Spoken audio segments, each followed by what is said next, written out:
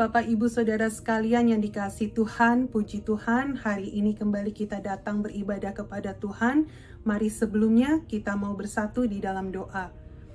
Bapa di dalam surga, segala puji, hormat, syukur kami naikkan kepadamu. Engkau Allah kami yang dahsyat, Engkau Allah kami yang luar biasa, Engkau Allah kami tiada bandingannya. Kami bangga memiliki Allah seperti Engkau. Pagi hari ini kami datang kepadamu. Kami mau memuji, kami mau menyembah, kami mau meninggikan nama Tuhan. Kami serahkan ibadah hari ini ke dalam tangan-Mu, Roh Kudus yang terus memimpin, Roh Kudus yang terus mengurapi dan memberkati seluruh hamba-hamba Tuhan yang melayani dalam ibadah hari ini. Tuhan juga memberkati buat hamba-Mu yang akan menyampaikan firman-Mu. Kami percaya firman-Mu yang menjadi kekuatan di dalam hidup kami. Firman-Mu yang terus menuntun setiap langkah hidup kami. Terima kasih Tuhan, kami berdoa untuk seluruh umat-Mu, dimanapun umat-Mu berada. Kami percaya Engkau yang melawat seluruh umat-Mu Tuhan, yang saat ini mengikuti ibadah. Kalau ada yang sakit, Tuhan yang menjamah, menyembuhkan di dalam nama Tuhan Yesus. Oleh kuasa bilur darah Yesus, segala sakit penyakit disembuhkan. Kalau ada yang lemah, Tuhan Yesus yang menguatkan. Kalau ada yang membutuhkan pertolongan, kami percaya pertolongan Tuhan selalu datang tepat pada waktunya. Terima kasih Tuhan. Sekali lagi kami serahkan ibadah hari ini ke dalam tangan-Mu. Dan hanya di dalam nama Tuhan Yesus kami berdoa, kami mengucap syukur. Haleluya. Amin. Shalom Bapak Ibu Saudara sekalian, mari kita sama-sama memuji Tuhan. Kita mengatakan harapan kami.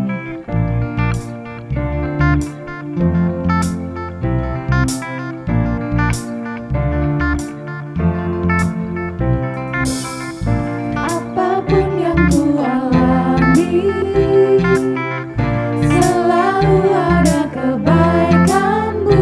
Di setiap waktu ku tahu Kau pedulikan.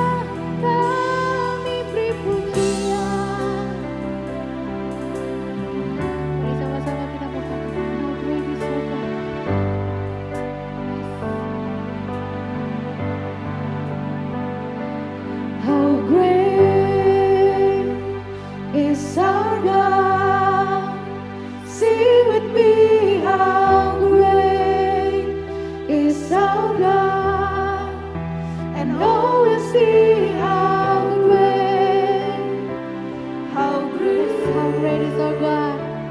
is our God. Sing with me.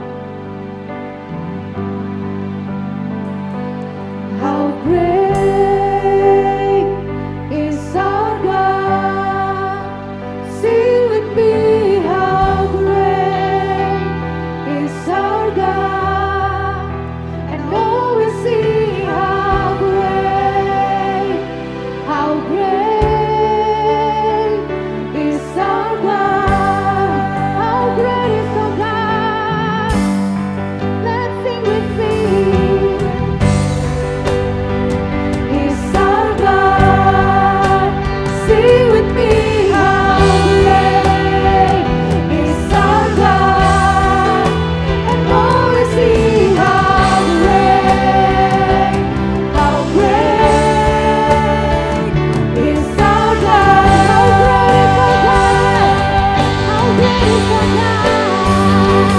How great is our God. Sing with me, how great is our God. Oh, we see how great is our God.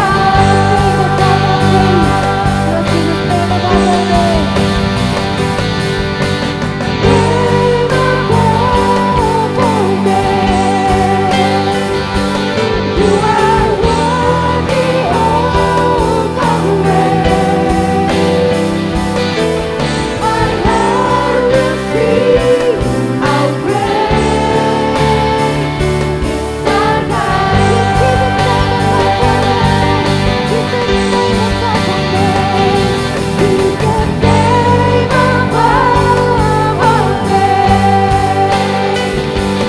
You are worthy, oh, my heart will sing how great is our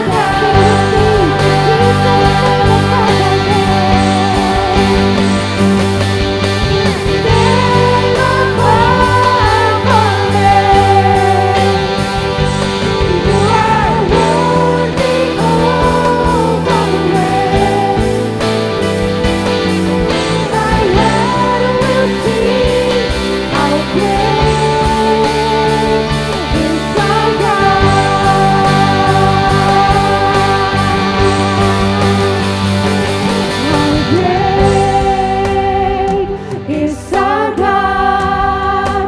Sing with me, how great is our God. And oh, we see how great is our God.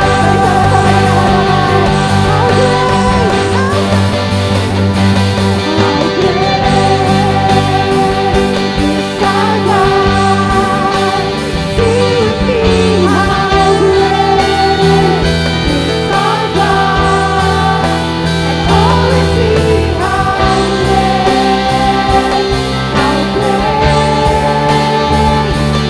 our God.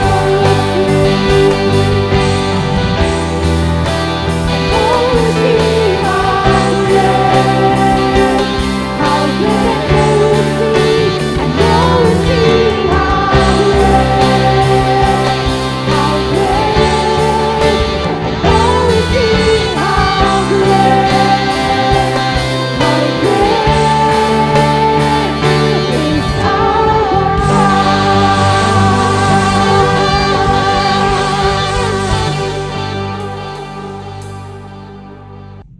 Mari Bapak Ibu Saudara sekalian, sebelum kita membawa korban syukur kita mau datang kepada Tuhan, kita bersatu di dalam doa. Bapa di dalam surga, kami mengucap syukur di dalam ibadah ini, kembali kami masih diberi kesempatan untuk membawa korban syukur kami. Kami bersyukur buat setiap berkat yang Tuhan sudah percayakan dalam hidup kami. Dengan hati yang penuh sukacita, dengan hati bersyukur, kami mau membawa yang terbaik bagi Engkau. Terima kasih Bapa, di dalam nama Tuhan Yesus kami berdoa, kami mengucap syukur. Haleluya. Amin. Bapak, Ibu, Saudara sekalian dapat memberikan persembahan melalui nomor rekening berikut ini.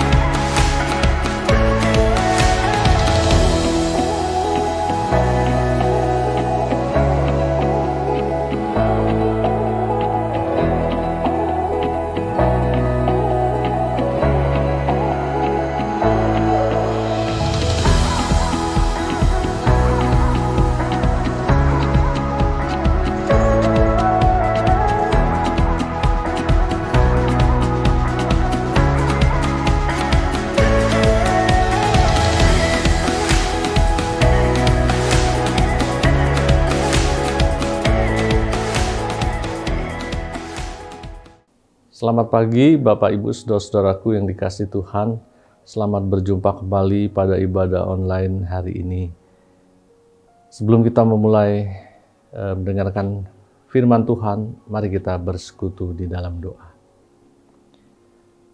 Bapa di dalam surga, Tuhan yang penuh kasih, Tuhan yang kami kenal di dalam nama Tuhan Yesus Kristus, kami mengucap syukur buat kasih setia-Mu Tuhan yang tidak pernah berakhir dalam hidup kami.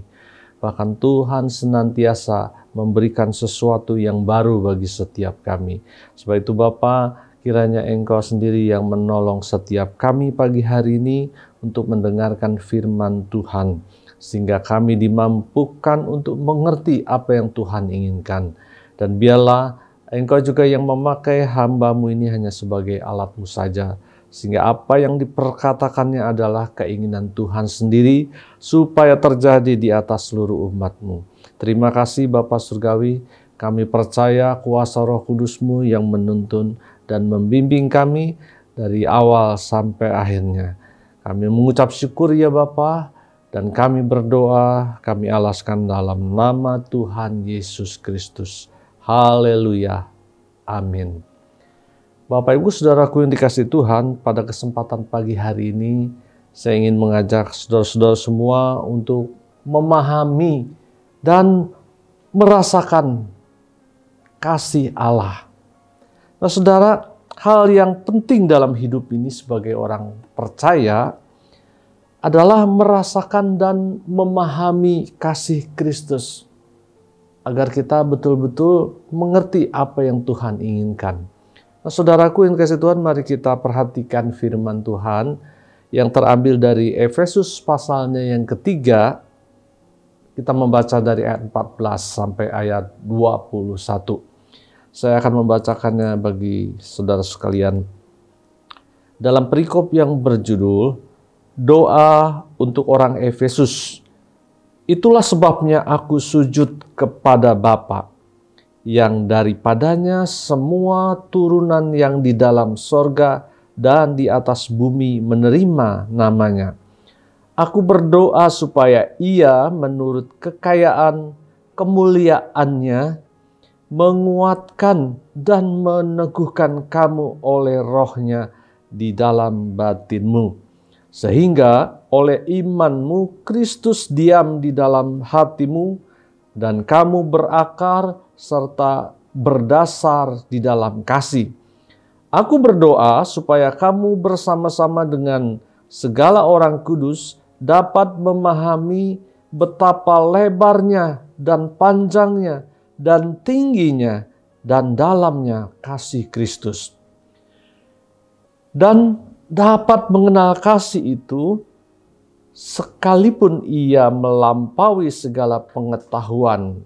Aku berdoa supaya kamu dipenuhi di dalam seluruh kepenuhan Allah.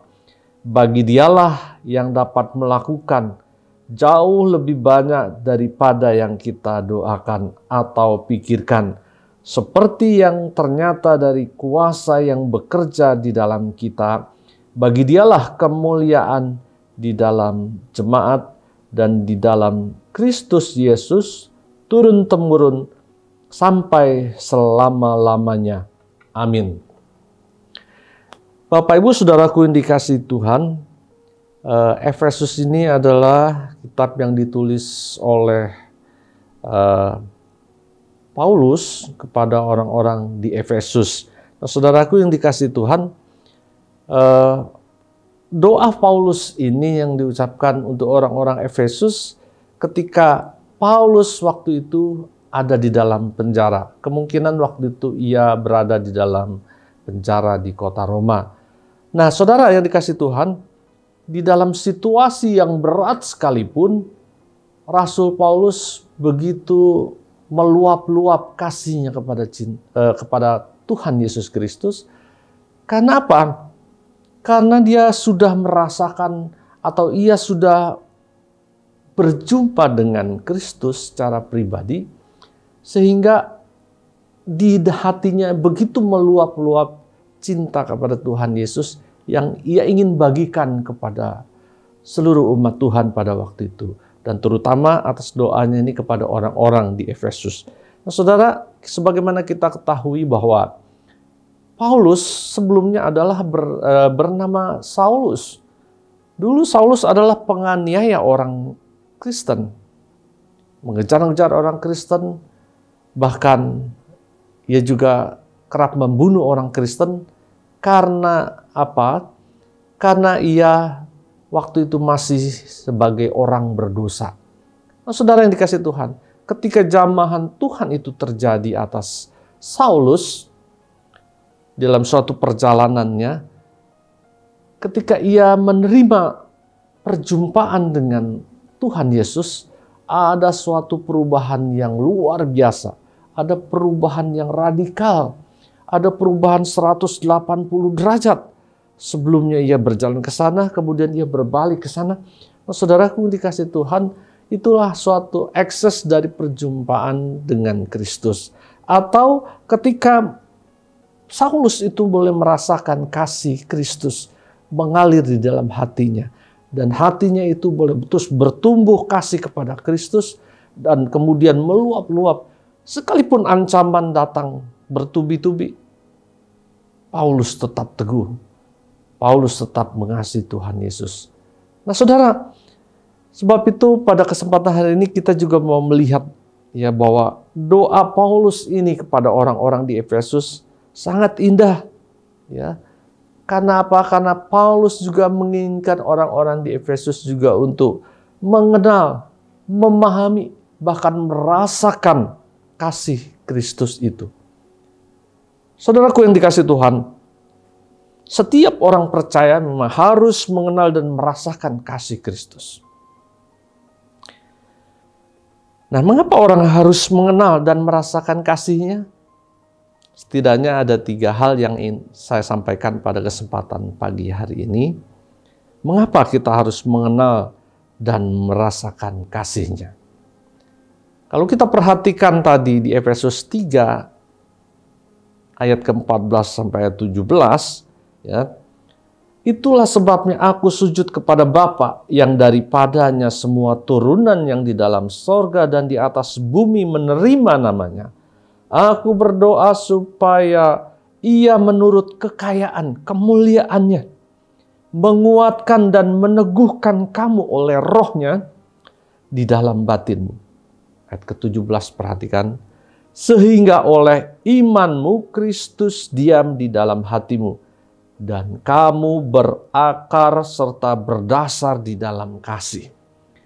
Saudaraku yang dikasihi Tuhan, yang pertama kita melihat bahwa ketika kita berjumpa dengan Kristus, maka ada benih-benih firman Tuhan, ada benih kasih, ada benih iman yang tumbuh di dalam hati kita. Itu yang penting yang harus kita alami sebagai orang percaya. Dan ketika benih iman itu masuk di dalam hati kita dan berkembang, bertumbuh, maka ia akan mengeluarkan akarnya Dan akar itu terus berkembang semakin dalam, semakin melebar, dan semakin kuat. Itu juga yang terjadi atas Paulus. Semakin dalam. Jadi ketika orang mengenal Kristus, saya sangat mempercayai bahwa orang yang mengenal Kristus, ada iman tumbuh di dalam hatinya, maka ia akan semakin dalam, semakin mengasihi Tuhan, semakin menyerahkan hidupnya bagi Tuhan. Ya mungkin dia putus di tengah jalan, karena semakin kuat, makin lama makin dalam, makin mengasihi, makin mencintai, dan semakin tak tergoyahkan. Memang dunia ini begitu kuat mau menggeser orang-orang percaya dari kasih Tuhan, membelokkannya. Kemudian dunia ini memutarbalikkan fakta supaya orang percaya makin kehilangan iman, makin tidak percaya kepada Tuhan. Nah, saudaraku yang dikasihi Tuhan, sesungguhnya ketika benih iman itu ada di dalam hati kita dan terus bertumbuh, makin tak tergoyahkan. Ini saya yakini sekali.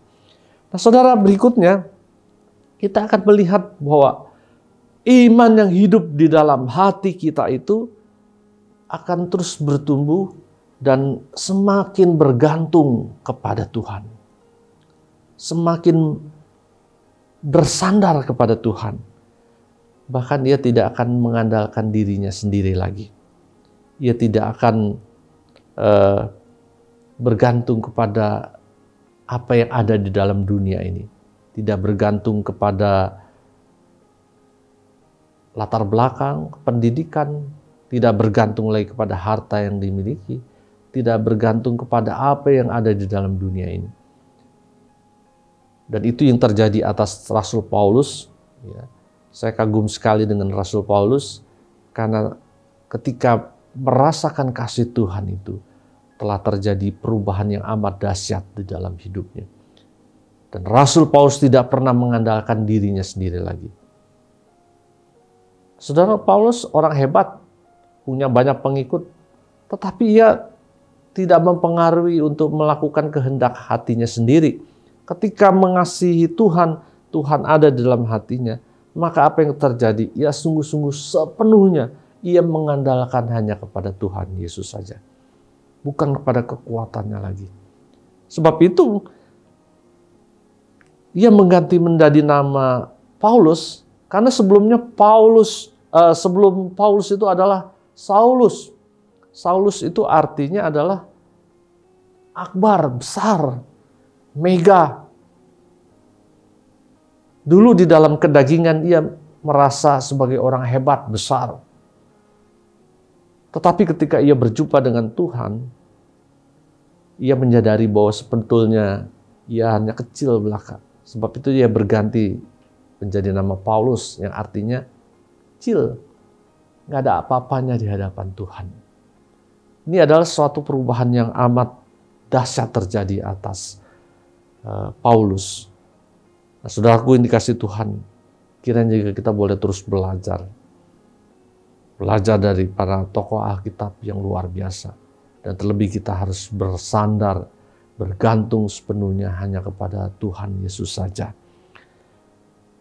Nah, bagian kedua yang ingin saya sampaikan kepada Bapak Ibu Saudaraku pada kesempatan pagi hari ini, kita akan melihat dari ayat 18 sampai ayat 19 yang berkata demikian. Aku berdoa supaya kamu bersama-sama dengan segala orang kudus dapat memahami betapa lebarnya dan panjangnya dan tingginya dan dalamnya kasih Kristus. Nah, saudara, ketika kita boleh ada di dalam Kristus, boleh mengasihinya, Paulus dalam ayat 18 ini berkata, supaya kamu bersama dengan orang-orang kudus, bersama orang-orang percaya, bersama dengan orang-orang seiman. Biarlah kita belajar memahami sesungguhnya betapa lebarnya kasih Kristus itu tiada terukur. Betapa panjangnya kasih Kristus itu. Betapa tinggi dan dalamnya. Tak dapat kita selami. Saudaraku yang dikasihi Tuhan, kita akan mampu memahami kasih Kristus atau kita seringkali mengenal dengan istilah kasih agape, kasih agapau, kasih ilahi yang tak bersyarat itu. Kalau kita sungguh-sungguh ada di dalam kasih Kristus itu, kalau kita sungguh-sungguh bertumbuh di dalam pengenalan akan Kristus, menjadi orang-orang yang dewasa di dalam Kristus. Nah, saudara, ketika kita menjadi bertumbuh menjadi dewasa, bukan sebagai orang percaya yang kecil, yang kerdil, tidak ada pertumbuhan, yang hanya minum susu, hanya makanan yang lunak, tidak pernah berkembang. Allah menginginkan kita semua terus menjadi bertumbuh, berdewasa. Ya, dewasa, kita mampu memahami betapa dalamnya kasih Kristus itu. Nah, saudara, maka ketika kita ada dalam fase seperti itu, kita bisa melihat sesama kita itu seperti Tuhan yang melihat manusia. Kita tidak lagi melihat sesama manusia itu sebagai orang-orang yang menjadi saingan kita untuk kita saling meninggikan diri. Tidak. Paulus sudah mengalami hal ini. Dia memandang bahwa orang-orang yang ada di sekitarnya melihat orang-orang yang tidak mengenal Kristus, melihat lebih jauh kepada orang-orang yang belum percaya kepada Kristus, bahwa mereka adalah orang-orang yang membutuhkan pertolongan. Mereka adalah orang-orang yang perlu dijamah. Dan Paulus lakukan itu untuk menyampaikan kabar sukacita Injil itu kepada mereka. Sehingga boleh dikatakan Paulus mampu melihat kepada orang-orang itu seperti Tuhan Yesus melihat orang-orang itu. Ya, karena ada iman yang bertumbuh, yang semakin dewasa di dalam hatinya. Nah, saudaraku, pentingnya kita memiliki iman yang bertumbuh di dalam hidup kita. Nah, saudara, Paulus bertumbuh ya ketika saat ia diperlakukan tidak baik, yang tidak sesuai dengan keinginan hatinya, maka respon dari Paulus ini bukan respon seperti saat dia bernama Saulus. Jadi respon Saulus itu respon orang berdosa yang melulu hanya didasari oleh kedagingan. Tetapi ketika ia bertumbuh di dalam iman yang semakin dewasa, maka Paulus memberi respon yang luar biasa, yang tidak dipengaruhi oleh kedagingannya lagi. Tapi respon yang baik itu adalah respon seperti Tuhan Yesus yang mengasihi manusia itu. Maka dia tidak lagi bergantung kepada backgroundnya lagi, dia hanya bergantung kepada Tuhan. Jadi boleh dikatakan ia bisa melihat, mampu melihat orang lain itu seperti Tuhan Yesus melihat manusia. Nah, saudaraku yang dikasihi Tuhan, memang hidup ini harus kita jalani, kita harus hidupi. Tetapi hidup di dunia ini bukan tujuan kita yang sesungguhnya. Dan Paulus memahami ini dengan persis dan benar. Dan kuasa Roh Kudus yang memampukannya untuk memahami bahwa hidup ini memang harus kita jalani, tetapi hidup di dunia ini bukan tujuan. Karena tujuan kita adalah bersama dengan Bapa di sorga. berhidup di dalam kedamaian bersama dengan Tuhan. Karena di sana tidak ada lagi ratap tangis, karena di sana adalah keadilan, karena di sana ada kerajaan sorga yang memerintah, yang memberikan sukacita bagi setiap orang yang ada di dalamnya. Nah, saudara yang dikasihi Tuhan, pada ayat 19 juga berkata, memang kasih itu melampaui segala pengetahuan. Melampaui segala pengetahuan. Atau dengan bahasa yang gampang, boleh kita bilang bahwa kasih Kristus itu memang kasih yang sulit dimengerti oleh dunia ini. Kasih yang sulit dipahami oleh dunia ini. Saudara, kenapa demikian? Karena Alkitab juga mengajarkan kepada kita, ya, Tuhan Yesus yang mengajarkan kepada kita bahwa hidup di dunia ini harus berdasarkan kasih seperti Kristus ajarkan kepada kita. Bahkan Alkitab mencatat, bila engkau ditampar pipi kirimu, berikanlah pipi kananmu juga. Artinya apa? Bahwa kita bukan sumber kekacauan di dalam dunia ini. Sebagai orang percaya, kita ini sumber perdamaian. Kita ini sumber kebaikan.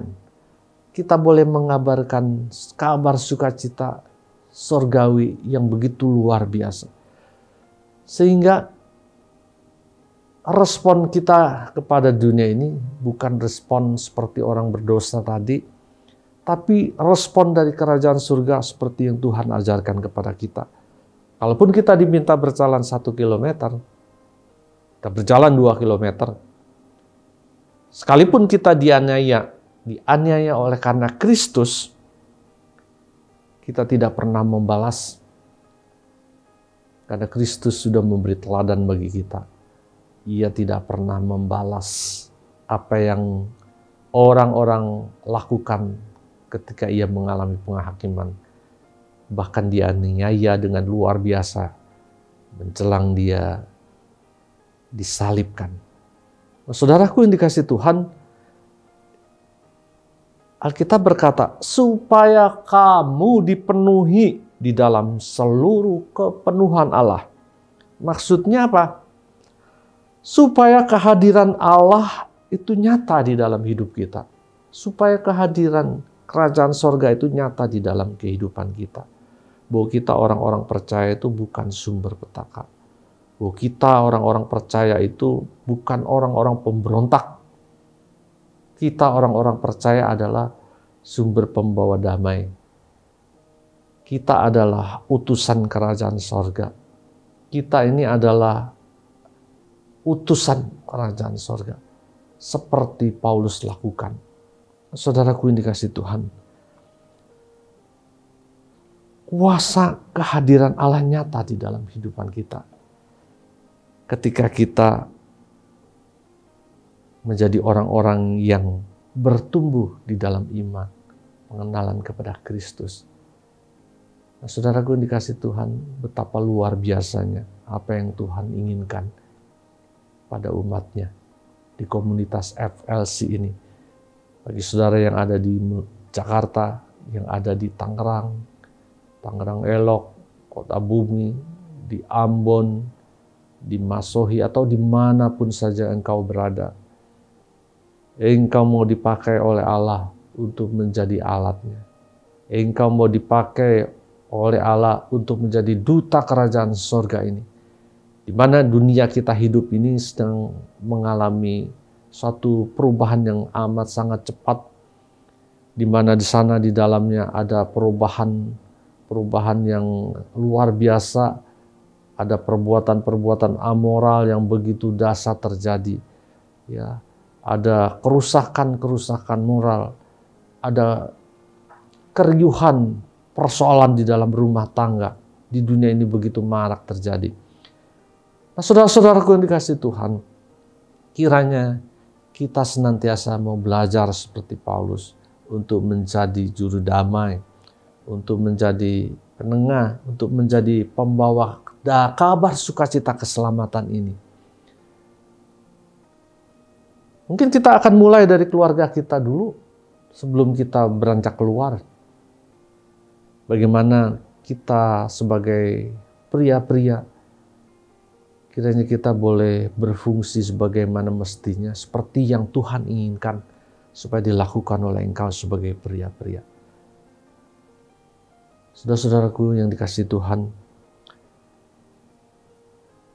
dan yang ketiga kita bisa melihat bahwa pada ayat ke-20 sampai 21 di dalam Efesus 3 ini berbunyi begini, bagi Dialah yang dapat melakukan jauh lebih banyak daripada yang kita doakan atau pikirkan, seperti yang ternyata dari kuasa yang bekerja di dalam kita. Bagi Dialah kemuliaan di dalam jemaat dan di dalam Kristus Yesus turun-temurun sampai selama-lamanya. Amin. Saudaraku yang dikasihi Tuhan, dan bagian ketiga yang ingin saya sampaikan pada kesempatan kali ini adalah ketika kita boleh bertumbuh, ya, dimulai dari tadi kita berakar hidup, ya, ada hidup di dalamnya, kemudian bertumbuh menjadi semakin dewasa, dan pada saatnya giliran kita memberi buah. Dan Tuhan sangat merindukan itu. Ada buah-buah yang bisa engkau hasilkan. Saudaraku, ada kuasa Kristus yang terjadi di dalam hidup kita. Ya. Ada kuasa Kristus yang terjadi di dalam hidup kita. Itu apa maksudnya? Saudara, kalau bukan karena Kristus, mungkin kita tidak rela mengalami hinaan, melayani Tuhan dengan susah payah, memberikan kebaikan-kebaikan kepada orang yang kadang-kadang responnya juga sangat buruk bagi kita. Tetapi karena Kristus, karena ada kuasa Kristus yang terjadi, karena ada buah-buah yang kita hasilkan, maka sekalipun dicaci, dihina, kita tidak pernah bergeming akan hal itu. Kita tetap mengatakan, saya cinta Tuhan Yesus. Saya tetap lakukan kebaikan. Sekalipun mungkin orang menolak kebaikan-kebaikan yang kita kerjakan. Seringkali dunia ini mencibir kebaikan orang-orang percaya. Mereka melakukan perkataan-perkataan yang tidak baik, yang mengatakan ini itu. Tetapi karena ada kuasa kasih Kristus yang terjadi di dalam hidup kita ini, maka hidup sulit sekalipun, ya, karena ada Kristus, kita tetap bertahan. Kita tetap bertahan di dalam iman. Amin. Kita tidak akan pernah berpaling kepada yang lain. Sekalipun mungkin juga ada susah, ada kesulitan hidup. Terlebih saat-saat ini, saya memahami, saya melihat bahwa memang beberapa kita mengalami kesulitan, mengalami beban yang lebih berat. Penghidupan semakin berat. Usaha juga semakin sulit didapat. Pekerjaan yang ada pun cenderung menghasilkan sesuatu yang semakin menurun. Tetapi saudara harus ketahui, ya, karena ada kuasa kasih Kristus itu yang terus bertumbuh di dalam hidup kita, maka kita tidak melihat hidup ini lagi bukan sebagai tujuan hidup kita. Kita akan lebih tetap fokus pada tujuan kita. Mencapai garis akhir, mencapai tujuan hidup kita, bertemu dengan Tuhan Yesus, ya, yang disebut finish well itu menjadi tujuan kita. Saudara-saudaraku yang dikasihi Tuhan,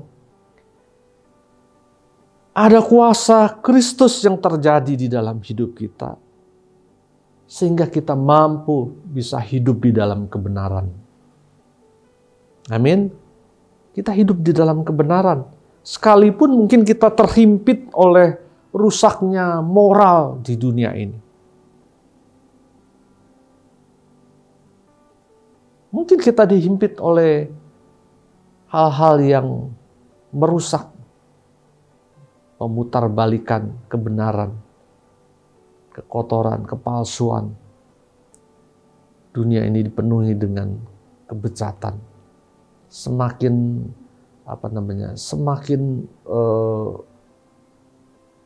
berbau menyengat. Nah, saudara, tetapi kita tidak akan pernah berubah untuk hidup di dalam kebenaran. Sekiranya kita terus betul-betul mengasihi Tuhan. Ya, karena kita terus bertumbuh di dalam Tuhan. Roh kita hidup di dalam Dia. Dia di dalam kita.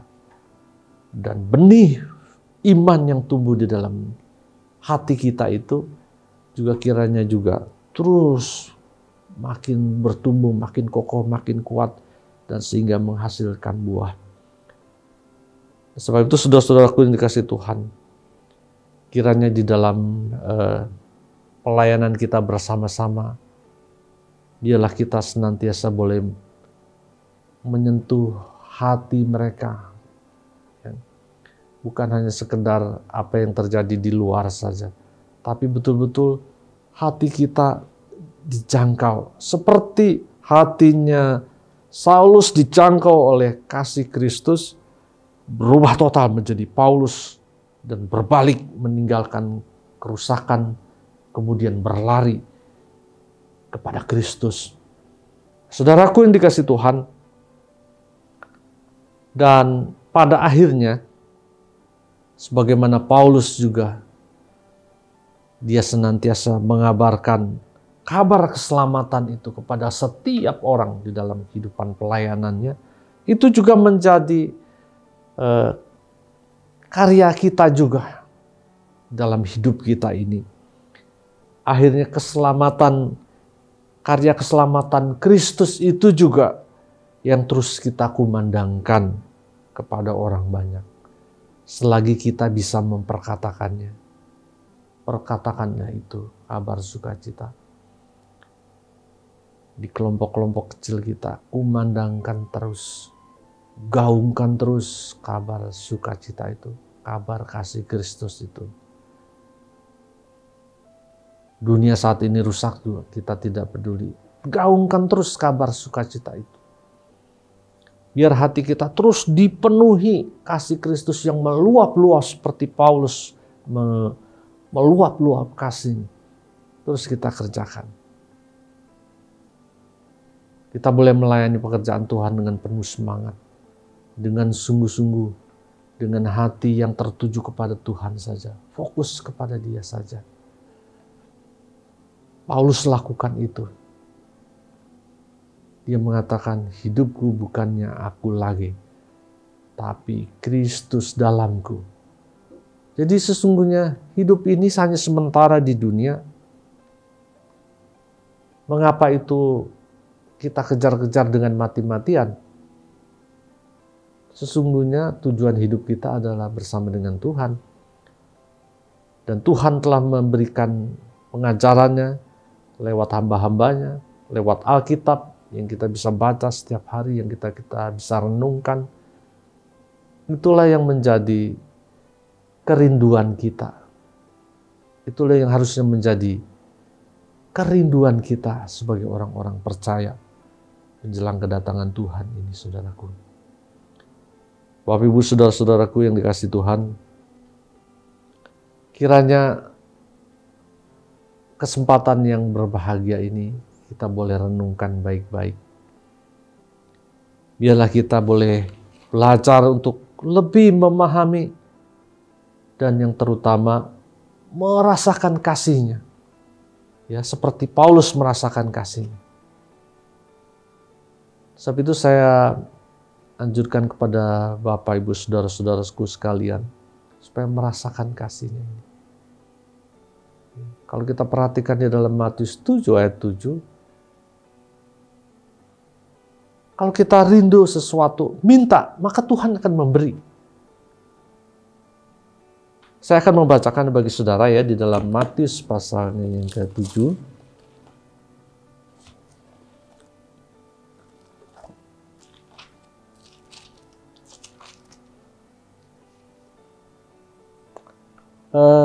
Matius 7 ayat 7 berkata begini, mintalah maka akan diberikan kepadamu. Nah saudara, kalau saudara merindukan jamahan Kristus itu ada di dalam hatimu, mintalah dengan sungguh-sungguh, kejarlah terus, minta dengan sekuat tenaga, kejar terus. Karena Tuhan pasti akan memberikan kepadamu. Mintalah maka akan diberikan kepadamu. Kemudian kalimat berikutnya berkata, carilah maka kamu akan mendapat. Carilah. Carilah itu kata yang aktif diperintah, ya. Imperatif.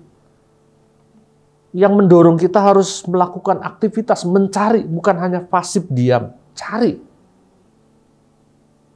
Cari kasih Kristus. Cari Dia. Maka apa yang terjadi? Maka kamu akan mendapat. Kamu akan mendapat. Kalau kita diem aja, pasif, ya tentunya kita tidak akan mendapat. Jadi memang kuncinya harus minta, cari. Kalimat berikut berkata apa? Ketuklah, maka pintu akan dibukakan bagi. Ketuklah. Seperti Tuhan Yesus pun mengetuk pintu hati kita, tidak mendobraknya, tidak mengancam dengan pedang. Dia mengetuk pintu. Apakah kita akan membukakannya bagi Dia? Ketika kita membukakannya, Dia masuk di dalam hati kita. Ada perubahan besar terjadi atas hidup kita. Maka ada kuasa Kristus juga terus yang mengalir dalam hidup kita. Kita boleh merasakan kasih Kristus itu mengalir, yang membuat kita berbeda lagi. Hidupku bukannya aku lagi, tapi Kristus di dalamku. Ketuklah, maka pintu akan dibuka. Nah, saudaraku yang dikasihi Tuhan, biarlah kita boleh mengalami hal ini. Biarlah kita boleh mengalami seperti Paulus mengalami jamahan Kristus. Kalau tidak ada jamahan Kristus, kita ini makin menurun, manusia yang lemah, yang makin mudah berpaling. Karena pikatan dunia ini begitu amat kuat, amat sangat kuat. Kita tidak mungkin bertahan kalau bukan kuasa Roh Kudus yang menjamah kita, yang memampukan kita. Saudara-saudaraku yang dikasihi Tuhan, akhirnya saya tidak memanjangkan khotbah hari ini lagi. Pada hari ini, seraya merindukan kita boleh bersama-sama untuk terus ada di dalam Kristus. Membiarkan hati kita dijamah oleh Tuhan Yesus. Dan iman kita terus bertumbuh. Iman yang hidup bertumbuh makin besar, makin kuat di dalam Kristus. Dan pada akhirnya memberi buah kepada Tuhan. Dan kiranya Tuhan Yesus saja yang disenangkan. Amin, Tuhan memberkati. Mari saudara-saudaraku yang dikasihi Tuhan, kita bersama-sama berdoa, mengucap syukur buat firman Tuhan yang kita dengar hari ini. Mari kita juga sama-sama tundukkan kepala. Bapa di dalam surga, Tuhan yang kami kenal di dalam nama Tuhan Yesus Kristus, kami bersyukur ya Bapa, buat kesempatan yang indah pada pagi hari ini. Kami boleh bersama-sama beribadah dengan seluruh keluarga kami. Kami boleh bersama-sama satukan hati untuk ada di dalam hadirat-Mu Tuhan. Untuk kiranya Engkau yang menjamah setiap kami umat-Mu Tuhan di komunitas FLC ini Tuhan, dimanapun kami berada. Kiranya Engkau yang menjamah kami Tuhan. Kiranya Engkau yang menguasai hidup kami, kuasa Roh Kudus yang menguasai hidup kami. Sehingga iman kami menjadi iman yang hidup, bertumbuh, bahkan menghasilkan buah. Memberkati banyak orang. Hari lepas hari kami makin mengasihi, mencintai Tuhan. Sekalipun dunia ini semakin menghimpit kami tidak pernah akan goyah akan iman kami. Sebab itu Bapa, jamahlah kami, jamahlah umat-Mu Tuhan. Kalau hari ini, bila ada saudara-saudara kami yang sakit, kami berdoa di dalam nama Tuhan Yesus. Kiranya Engkau yang menjamah, memberikan kesembuhan. Dan biarlah kami boleh bersukacita di dalam Kristus, karena kasih-Mu yang amat besar dalam hidup kami. Kalau di antara kami saat ini ada yang kehilangan sukacita, mari Tuhan kiranya sukacita-Mu yang dari sorga itu melimpah di dalam hidup kami. Sehingga kami tidak terpengaruh oleh situasi lingkungan di sekitar kami. Tetapi kami sukacita karena ada Kristus di dalam kami. Bapa di dalam surga, Engkau juga menjamah ya Tuhan. Kalau di antara kami ada yang kehilangan pekerjaan, yang membutuhkan penghidupan, usaha baru. Di dalam nama Tuhan Yesus, kiranya Engkau yang menolong kami Tuhan. Dan Engkau salah sumber pertolongan kami. Kami hanya bersandar kepadamu Tuhan. Bahwa hidup kami memang memerlukan penghidupan. Tetapi itu bukan tujuan hidup kami sesungguhnya. Tetapi hidup kami, tujuan hidup kami adalah boleh hidup bersama di dalam kasih-Mu Tuhan. Sebab itu Tuhan tolong kami seluruh umat-Mu. Sehingga pada masa pandemi ini Tuhan, kami boleh tetap sehat kuat di dalam Engkau. Kami boleh tetap menantikan Tuhan. Segala jamahan kasih kuasa-Mu Tuhan, yang terus membuat kami menjadi orang-orang yang semakin mengasihi Tuhan Yesus. Bapa di dalam surga, hamba-Mu boleh selesai berbicara pada kesempatan pagi hari ini. Tetapi kuasa Roh Kudus yang terus bekerja lebih jauh lagi, yang menggerakkan kami untuk terus semakin mengasihi Tuhan, semakin mencintai Tuhan. Terpujilah nama-Mu Tuhan, buat kasih setia-Mu yang Tuhan nyatakan dalam hidup kami. Kami mengucap syukur, kami berdoa, kami alaskan hanya di dalam satu nama, yaitu di dalam nama Tuhan Yesus Kristus Allah kami yang hidup. Haleluya. Amin.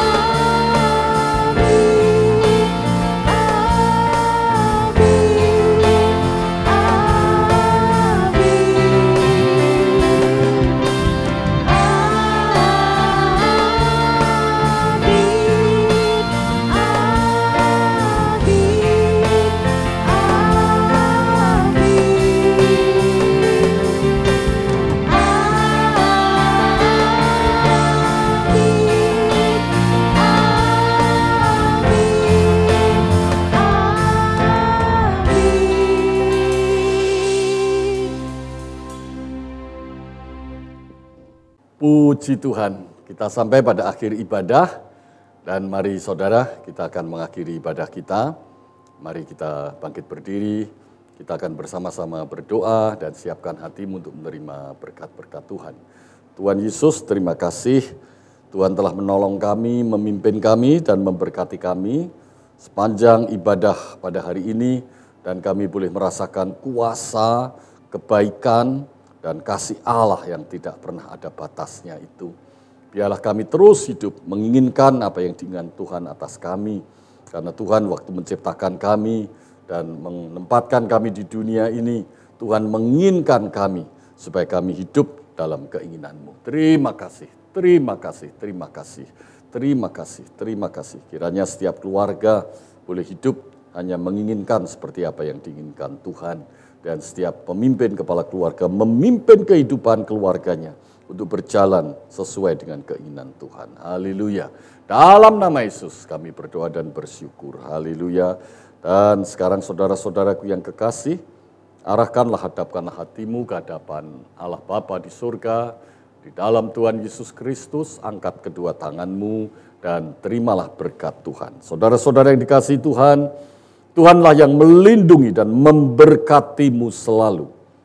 Tuhan yang menyinari engkau dengan wajah-Nya dan memberikan kasih karunia-Nya. Tuhan menghadapkan wajah-Nya kepadamu dan memberikan damai sejahtera-Nya. Dan terimalah rahmat dan berkat Allah yang melimpah, kasih anugerah Tuhan Yesus Kristus, kuasa, pimpinan, persekutuan, dan hiburan dari Roh Kudus yang memimpin seluruh hidupmu. Mulai hari ini sampai Maranatha Tuhan Yesus datang kembali. Haleluya. Terpuji nama Tuhan Yesus buat selama-lamanya.